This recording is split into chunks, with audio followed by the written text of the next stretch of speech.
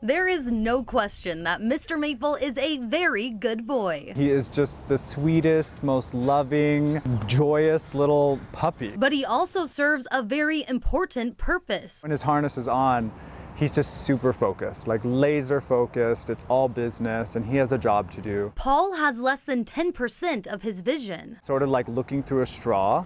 I have no peripheral vision. Paul runs a social media channel with his husband that spreads awareness about blindness. One recent video got a lot of traction. I literally had this harness attached to him. I showed this to him. I said, "I'm blind." He said, "You don't look blind." Paul was kicked out of a Seattle restaurant after he walked in with his guide dog. When I encounter a situation like this where I'm fully rejected, not only for my dog, but because my own disability wasn't believed, it makes me really sad on top of all the struggles that I already kind of deal with. He believes two things led to this situation. People falsifying their dogs as service dogs, which causes difficulties for people who depend on real service dogs. He also said it's important people know that most legally blind people still have some vision. I just hope that situations like this can really be minimized through education and better training. The Washington State Human Rights Commission says an establishment can only ask two questions. Is the animal required because of a disability, and what work or task is the animal trained to do?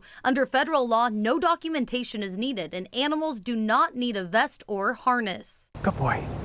All right, let's go. Mr. Maple has given Paul confidence to go out on his own, and he hopes this negative experience can have a positive impact. Sharing our personal stories and finding ways to grow and learn together is the ultimate goal.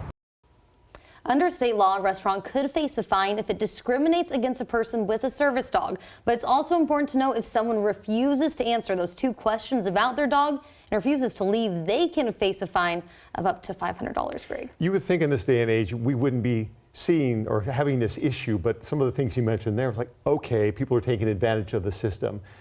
Given that, I mean, he's not naming the restaurant. There's clearly a reason for that.